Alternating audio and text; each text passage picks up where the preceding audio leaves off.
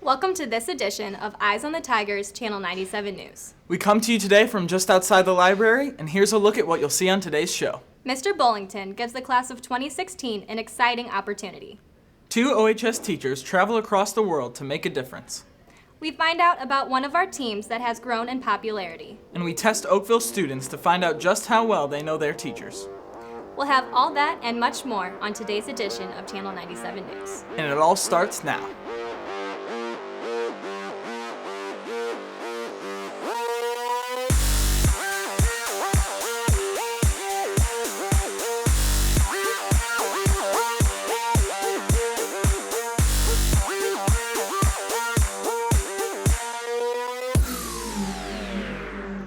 Welcome back to Eyes on the Tigers, Channel 97 News. I'm Scott Leaker. And I'm Madeline Jones. Assistant Principal Ross Bullington gave his seniors quite a scare recently. Boo! Let's hope it went better than that. We all know Ross Bullington as an assistant principal for OHS, but what many people may not know is he lives a double life. Well, my connection to Six Flags is I'm one of the security officers out here. I've been out here for a number of years. It's a great place. Mr. Bullington was able to give the class of 2016 an opportunity of a lifetime. Oakville High School seniors have the opportunity to come out here to Six Flags so that you guys can help us get our haunted houses open. You're going to go through so that we can practice our scares and at the same time help us practice our evacuation drills to make certain that it's safe and scary for all of the guests. The seniors were signed up to test out 3 houses in the park. The first house of the night was the slaughterhouse with bloody butchers and pitch black passageways. It was fun, despite the fact that the girls were like, So I turned the corner and there was these barrels, okay? And this lady was like, "Aren't you gonna feed me a nice meal?" After that, the seniors headed over for some insane fun at Insanity Alley. This attraction included a haunted courtyard with lots of tricks and turns. I liked it because the ground was sinking and everything, and then a guy at the end just started following us. I was quicksand, I don't really know how to explain it, but your foot sank into it. And there's mulch in my chacos. I'm not kidding you. She screamed. She's like, "Oh my God, there's mulch in my chacos." It was the scariest part of the whole thing. I couldn't get them out. The final most popular attraction was a haunted dollhouse entitled Blind Fury. The other ones were not that bad, but that one, No, oh my that God. one- We literally started sprinting out Yeah, of there. we It were was so running. scary. I'm sorry for pushing you guys down and running ahead of you. I got freaked out. it was hot. Overall, the seniors had a great time helping out Mr. Bullington and Six Flags practice their safety drills.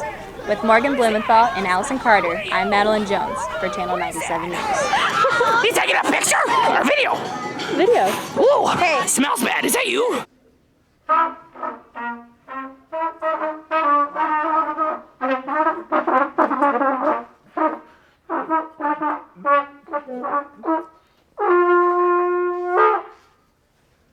Scott, that was absolutely frightening. Why are you bullying me? Haven't you heard about the marching band's new message? No, I haven't actually. Let's take a look. For this year's performance, the marching band took on a more personal theme. In researching different topics, we wanted to do something that was relevant and that spoke with the kids and that we felt that we could get behind and believe and support. Our marching band show theme this year is Band Together is the name of the show. It's more of the story of someone who is being bullied and then overcoming that action against them and learning to accept themselves for who they are and love themselves for who they are. It's more of a coming into yourself kind of story, people put you down or you're bullied, and I was bullied at my old school, and it was actually really, really bad. And then I came here and everything was a lot better. Especially my close group of friends, a lot of them have gone through the same things that I have, and I know that they really appreciate this theme. I was a little on the fence about it at the beginning when they first told us about it. I didn't know how people would react to it, but now it's really cool to see how engaged the audience gets when we perform. We went to a competition 2 weekends ago, and just after we performed, the entire audience stood up and was really appreciative of our message. It's extremely powerful, for sure. It's a really good theme, and I'm really excited to do this for my last year. The show has a lot of significance and impact to the individual students. So maybe that's a little bit more prevalent and easier to see from a community and a student atmosphere idea than shows in the past. Good luck to our marching band and their upcoming performances. With Jordan Peters and Hannah Hoffmeister behind the camera, I'm Cassie Mooney for Channel 97 News. The band competes in another competition this Saturday and finishes out their competitive season on the 24th at Mizzou. Have you heard about that big event that recently happened in the library? I'm pretty sure that has something to do with band too. No. Madeline, that's about banned books. Well, yeah, banned books. No. So this would be a banned book. This would be a banned book, right? And this would be a banned book. Let's find out more. Once a year, the American Library Association promotes a week, and this particular week runs from September 27th through October 3rd of this year. And Banned Books Week is a celebration of the banning of books. Not that we're promoting the banning of books, but we like to bring light to the fact that there are a lot of books out there that people have opinions about, and school districts and libraries alike like to bring light to these books. We created a display here in the library, and you can see that kind of behind us, and we've invited kids to come down and to participate in the Banned Book Week by bringing their phones down, reading these QR codes that we created that gives a description of banned book weeks. After they do that, they can come over here to the display, kind of look at the covers and see why these books were banned, and then when they open it up, I think they're going to be shocked to see that they've read many of these books on here. And then after they do that, for fun, if they'd like to get their picture taken in front of our lineup, they can have their mugshot taken, and hopefully that'll be the only one they ever get taken. Many people aspire to travel the world. Personally, I've always wanted to go to London. There's Big Ben, a double-decker bus, and Buckingham Palace. Madeline, come on. You're London with this anchor shot. Now on to the story. Two OHS teachers now share an even closer bond that grew when they shared an amazing experience together. Couldn't have done it without her, that's No. for sure. Yep, we went through a lot. We did. Let's find out where this dynamic duo decided to spend their summer. Went to Ghana, it's like northwestern Africa, and we went together, just us two. Didn't know anybody else. We were with about, 10 other volunteers maybe. We were there for 3 weeks. We stayed in like a really small village on the top of a mountain. We had to run or walk and get water, and we carried it on a little bucket on our head. We would leave and take trips places. So one weekend we went down to the coast. We saw the different like slave castles where they kept, all the slaves. We went on a canopy walk. We went on a safari. That was really cool. It was not just all the tourist attractions that made the trip memorable. During the week we taught, even if we taught English, they didn't know what we were talking about, so we could only do what we could show them or draw or, certain things like that. So we did a lot of math, and we took them on little tours of their town. Major culture shock. We were lucky if we could find chalk. Yeah. The students were not the only ones who gained insight. And just to experience a new culture is just, I think, one of the greatest things anyone can do. So any opportunity that we get to do that is worth taking. You feel like every emotion while you're there. Because you see what nothing is. Literally nothing. Nothing, but then you, along with nothing, you see the happiest people in the whole entire world.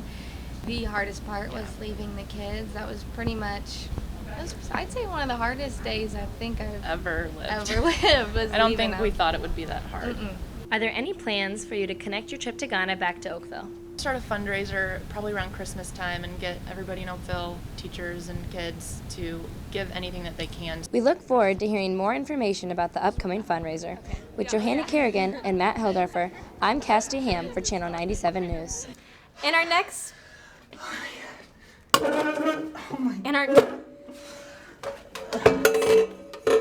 Scott, are you okay? What's up? I just had a really long day at practice and swinging smacking the aces and touchdown. Well, at least you're not playing on the court with 55 other players. Let's take a look at the OHS girls tennis team. In 2012, Oakville girls tennis barely had 20 members on the team. Now, 3 years later, the numbers have skyrocketed to 55. It's been a surprise. It's been a blessing. It's been really exciting. But mostly, it's been a shock that we had so many girls on the team. but I really think that with the new courts we've had the last couple of years, people are interested. In some ways, this increase in number could be seen as a positive, but could it also have a negative impact on the team? Like with all the girls, it's kind of hard at practices to make sure everyone gets like their skill level up. So I kind of think sometimes it like affects the playing level. The practices can get to be kind of interesting and exciting, but we do a lot of drills, and all the drills encompass what goes on during matches. I kind of think it's a little too much sometimes, but he tries his best to help every girl out. All this talk about the number of girls brings up the questions. Why are some sports cut and why are some sports no cut? Originally, there were sports that just struggled to get attendance, participation, however you want to call it, and those were the ones that stayed non-cut. Is that kids have the opportunity and there's a sport available for them to be a part of something regardless of how much they play or how competitive it is. It's not a rule, it's a past practice. Half of our sports are cut, half of them are not. Is there a rule that says it has to stay that way? No, there isn't. Rachel Lyle and McKenna Books, I'm Scott Leaker with Channel 97 News. Hey Scott, guess who this is? Oh, that's the lead singer of Nickelback. Oh, no. That's Justin Timberlake, back when he was in NSYNC. Actually, it's Willett when he was in high school. We asked OHS students the same question. Let's take a look. Hi, I'm Amanda. And I'm Kobe. We went around OHS showing different students pictures of their teachers in high school. Let's see the reactions on how well they really know their teachers. Can you guess this OHS teacher? He used to coach football, but he quit and... Oh! That's Brent. Brent who? Wildhaber. Good job. Coach Connors. No, that's not Coach Connors. Wildhaber. Yeah. Is that Wildhaber? Is it really? Wildhaber. Can you tell me what OHS teacher this is? It looks like Mr. Lieberoff. It's Mrs. Liebroff. Oh, I was close. Oh, that's Miss Liebroff. Liebroff. Can you guess this OHS teacher? I'm gonna go Miss Dutcher. No. All right. You said that because we're right next to her classroom. All right. Matthews. Yep. Good job. Can you tell me what OHS teacher this is? Miss Bishop. What do you think about this picture? It's a pretty great picture. Wow. She coaches basketball, girls basketball. Is that Bishop? It is. No. Yes, it is. It's Bishop. Oh. What do you think when you see this picture? I don't know. I don't even know what to say about that picture. Oh my God. As you can see, some teachers really haven't changed. And some have. Now back to you. Well, that wraps up this edition of Channel 97 News. We hope you join us for our next broadcast on November 6th. Thanks for watching. I'm Scott Leaker. And I'm Madeline Jones. And remember, Oakville, keep your eyes on the Tigers.